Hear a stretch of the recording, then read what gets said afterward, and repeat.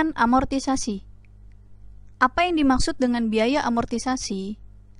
Pengertian amortisasi menurut Undang-Undang Nomor 36 Tahun 2008 Pasal 11 Ayat 1 adalah amortisasi atas pengeluaran untuk memperoleh harta tak berwujud dan pengeluaran lainnya termasuk biaya perpanjangan hak guna bangunan, hak guna usaha, hak pakai, dan muhibah atau goodwill yang mempunyai masa manfaat lebih dari 1 tahun yang dipergunakan untuk mendapatkan, menagih, dan memelihara penghasilan dilakukan dalam bagian-bagian yang sama besar atau dalam bagian-bagian yang menurun selama masa manfaat yang dihitung dengan cara menerapkan tarif amortisasi atas pengeluaran tersebut atau atas nilai sisa buku dan pada akhir masa manfaat diamortisasi sekaligus dengan syarat dilakukan secara taat asas.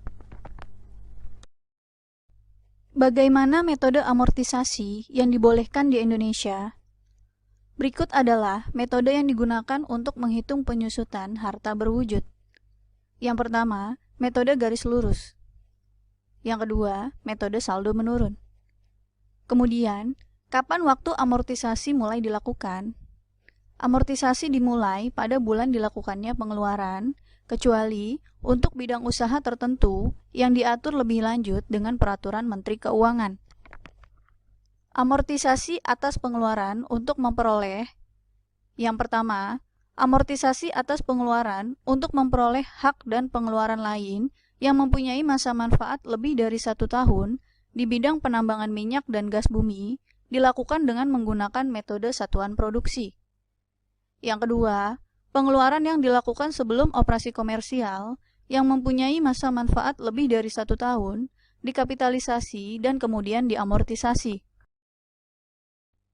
Dalam pengertian, pengeluaran yang dilakukan sebelum operasi komersial adalah biaya-biaya yang dikeluarkan sebelum operasi komersial.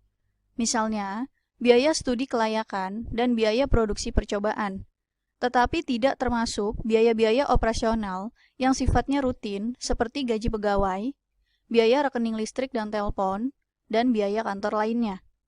Untuk pengeluaran operasional yang rutin ini, tidak boleh dikapitalisasi, tetapi dibebankan sekaligus pada tahun pengeluaran.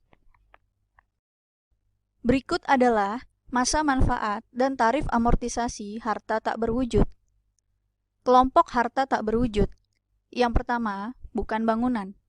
Terdiri dari kelompok 1, masa manfaat 4 tahun, tarif amortisasi metode garis lurus 25%, tarif amortisasi metode saldo menurun 50%.